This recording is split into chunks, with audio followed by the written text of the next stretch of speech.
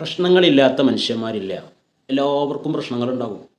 ചിലപ്പോൾ ശാരീരികമായ പ്രശ്നങ്ങളാവാം, അല്ലെങ്കിൽ മാനസികമായ പ്രയാസങ്ങളാവാം, സാമ്പത്തികമായ ബുദ്ധിമുട്ടുകളാവാം, കുടുംബപരമായ പ്രശ്നങ്ങളാവാം, മക്കളെക്കൊണ്ട് പ്രയാസമുള്ളവരുണ്ടാവും, അയൽവാസികളെക്കൊണ്ട് ബുദ്ധിമുട്ടുന്നവരുണ്ടാകും. ഏതു പ്രശ്നങ്ങളാണെങ്കിലും അതിൻ്റെ യഥാർത്ഥ സൊല്യൂഷൻ എന്ന് പറയുന്നത് ഉടമയായ റബ്ബിലേക്ക് മടങ്ങുക എന്നതാണ്. എൻ്റെ റബ്ബ് എൻ്റെ കൂടെയുണ്ടെന്ന ബോധം നമ്മുടെ ഉള്ളിലുണ്ടാക്കുക. അതെപ്പോഴും നമ്മുടെ ജീവിതത്തിൽ നമ്മളിങ്ങനെ പറഞ്ഞുകൊണ്ടിരിക്കുക, എൻ്റെ റബ്ബ് എൻ്റെ കൂടെയുണ്ട് എന്ന്.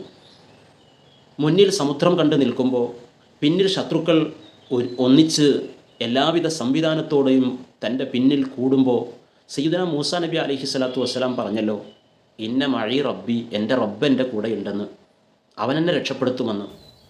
ശത്രുക്കൾ സൗർ മലയുടെ മുകളിൽ ഊരിപ്പിടിച്ച വാളുമായി മുഹമ്മദിനെ കണ്ടാൽ കൊല്ലണം എന്ന തീരുമാനത്തിലെത്തി നിൽക്കുമ്പോഴും ഒപ്പമുള്ള സിദ്ദീഖ് തങ്ങളോട് പറഞ്ഞത് ഇന്നല്ലാഹ മഅന, അള്ളാഹു നമ്മളോട് കൂടെയുണ്ടെന്നാണ്. ആ ഒരു ബോധം നമ്മളിൽ ഉണ്ടാക്കുക എന്നത് എല്ലാ പ്രശ്നങ്ങളുടെയും പരിഹാരമാണ്. അള്ളാഹു എൻ്റെ പ്രശ്നത്തിന് പരിഹാരം തരും എന്ന് പ്രതീക്ഷയോടെ കാത്തിരിക്കുന്നത് പോലും ഇന്തിളാറുൽ ഫറജി മിനല്ലാഹി ഇബാദ എന്നാണ്. അള്ളാഹു എൻ്റെ പ്രശ്നത്തിന് പരിഹാരം തരും എന്ന ആ ഒരു പ്രതീക്ഷയോടുകൂടെയുള്ള കാത്തിരിപ്പ് പോലും ഇബാദത്തിൻ്റെ പ്രതിഫലം ലഭിക്കുമെന്ന് മുത്തുനബി പറഞ്ഞിട്ടുണ്ട്.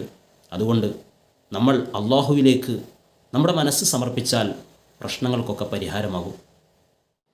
പ്രതിസന്ധികൾക്ക് നടുവിൽ നിന്ന് രക്ഷപ്പെട്ട പ്രവാചകന്മാരുടെ കഥകൾ പറയുമ്പോൾ, അത് കേൾക്കുമ്പോൾ നമ്മുടെ മനസ്സ് ആവേശഭരിതമാകുന്നുണ്ടെങ്കിൽ, സൗർ മലയുടെ മുകളിൽ പ്രാവിനെ അടയിരുത്തി മുഹമ്മദ് നബിയെ രക്ഷപ്പെടുത്തിയ യജമാനനായ റബ്ബ്, കത്തിയാളുന്ന തീക്കുണ്ടാരത്തിൽ നിന്ന് ഇബ്രാഹിം നബി അലിഹി സ്വലാത്തു വസ്സലാമിന് തണുപ്പും രക്ഷയുമാക്കി മാറ്റിയ റബ്ബ്, വഴിയടഞ്ഞ മൂസ നബിയുടെ മുന്നിൽ സമുദ്രം പിളർത്തി വഴി കാണിച്ച റബ്ബ്, മത്സ്യവയറ്റിൽ കുടുങ്ങിയ യൂനുസ് നബിക്ക് പുറത്തേക്കുള്ള വഴി കാണിച്ചു കൊടുത്ത റബ്ബ് ഇന്നും ഹയാത്തിലുണ്ട്.